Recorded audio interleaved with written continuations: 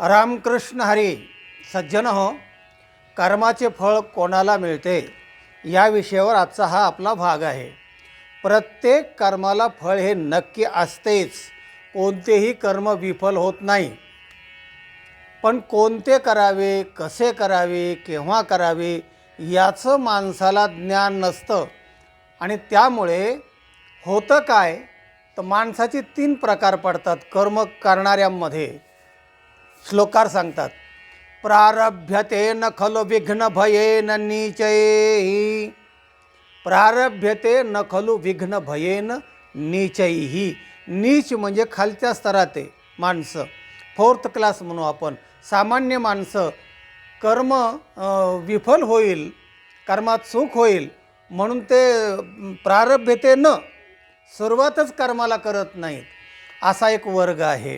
कारण त्यांना शंका असते की आपल्या काहीतरी चुका होतील, त्याचा कारखाना बंद पडला आपलंही तसंच होईल, अशा शंका कुशंका आणि आपल्या कर्मावर विश्वास नसल्यामुळे ते कर्माला सुरुवातच करत नाही.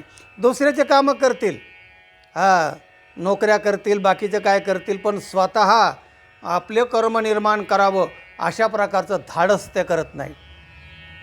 प्रारभ्यते न खलो विघ्न भयेन नीचैः. प्रारभ्य विघ्न विहिता विरमंती मध्याः. दुसरा जो वर्ग आहे तो कर्माला सुरुवात करतो, प्रारभ्य, पण विघ्न विहिता, पण विघ्न का जर त्याच्यामध्ये आले तर तो विरमंती मध्याः. तो मध्यम माणूस तो काम थांबवतो, म्हणजे त्याचा प्रकल्प मध्येच अर्धवट राहतो, असा एक वर्ग आहे.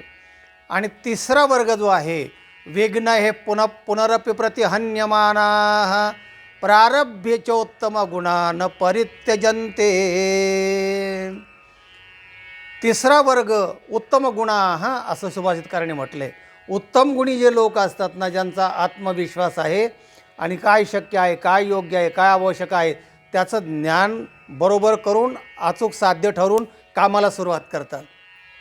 आणि जर त्यात विघ्न आले तर विघ्नही पुन्हा प्रतिहन्यमाना, परत त्या विघ्नाचं सामोरं जातात आणि त्या विघ्नाचा प्रतिकार करतात. आणि प्रारभ्यचोत्तम गुणा न परित्यजंती. हातात धरलेलं काम ते मध्ये सोडत नाहीत आणि तेच कामामध्ये यशस्वी होतात. असे 3 प्रकार शास्त्रकारांनी सांगितलेले आहेत. एक, विघ्न भयाने सुरुवातच करत नाही असा एक वर्ग आहे. दुसरा, सुरुवात करतो, तो प्रारंभ शूरला असतो, काही कामं सुरुवात करायला फार उत्साह असतो, पण विघ्न आलं की बंद करतो. आणि तिसरा मात्र विचारपूर्वक सुरू करतो आणि साध्य होईपर्यंत थांबत नाही. विघ्न आले तरी त्या विघ्नाला उलथाच्या पालथा करतो. असा तिसरा वर्ग आहे, तो उत्तम गुणा असं म्हटले.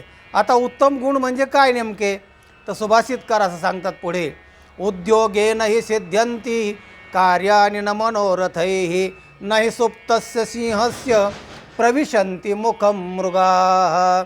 उद्योगेन हि सिद्ध्यन्ति कार्याणि.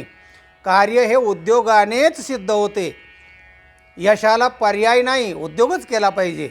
न मनोरथही, मी असं करीन, मी तसं करीन, याने तसं केलं मी असं करणार, असं नुसते मनोरथ करून ते कार्यसिद्धीच होत नाही. त्याला सुभाषितकाराने असं उदाहरण दिलं आहे, नहि सुप्तस्य सिंहस्य प्रविशन्ति मुखं मृगाः. हरण होऊन सिंहाच्या तोंडात जात नाहीत, त्यालासुद्धा हरणाच्या पाठीमागे पाठलाग करावा लागतो, पळावं लागतं, कर्म करावं लागतं. दुसरं सुभाषित असं आहे, एक आणि आपले रामायणकार तुलसीदास म्हणतात, कर्मप्रधान विश्वरची राखा, जो जस करे सो तस फल चाखा. कर्मप्रधान विश्वरची राखा. हे विश्वच मुळात कर्मप्रधान आहे, कर्माला पर्याय नाही. आणि मग दुसरा जो वर्ग आहे की तो उद्योगिनं पुरुषमुपैति लक्ष्मीही. उद्योगी माणसालाच लक्ष्मी वरते.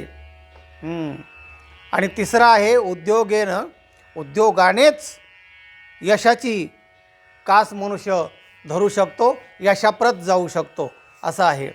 तेव्हा कोणतं कर्म, मग दृष्टांत पाहूया. एक वैफल्यग्रस्त माणूस एका साधूला जाऊन भेटला. महाराज, जय हरी, रामकृष्ण हरी. साधू महाराज असे जागे झाले. काय, कोण आहे, काय झालं? म्हणाले, महाराज मी बरेच काय काय उद्योग केले, काय काय कामं केली, पण मला यश येत नाही हो कामामध्ये. म्हणजे माझं काम सिद्धीला जात नाही. काय करावं म्हणून मी तुमच्याकडे आलो आहे. जरा मार्गदर्शन केलं तर बरं होईल.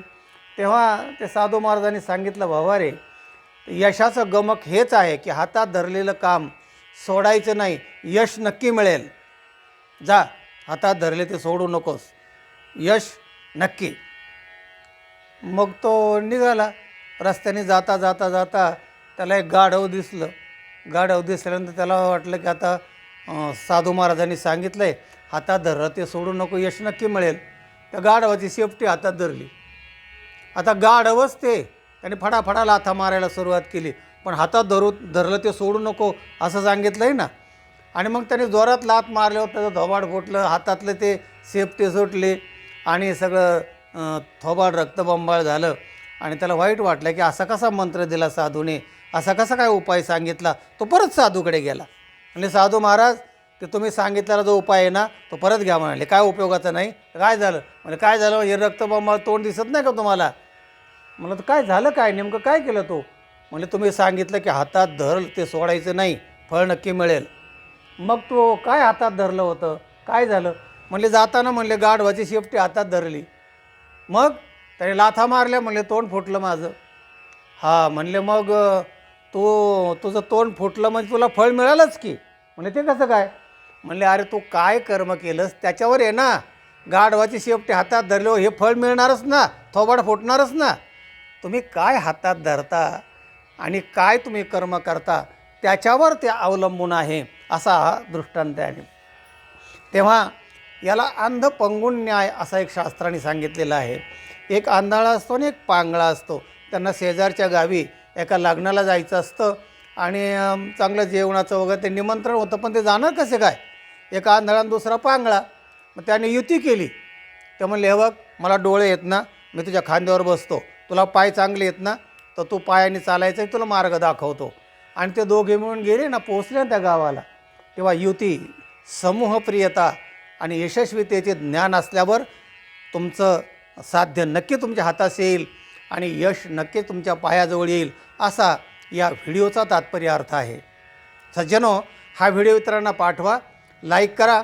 ज्यांनी चॅनलला सबस्क्राईब केलं नाही, निंबराज महाराज जाधव या नावाने चॅनल आहे, त्याला सबस्क्राईब करा. ऐकत रहा, ज्ञान वाटीत रहा, यशस्वी व्हा, आनंदी व्हा. रामकृष्ण हरी.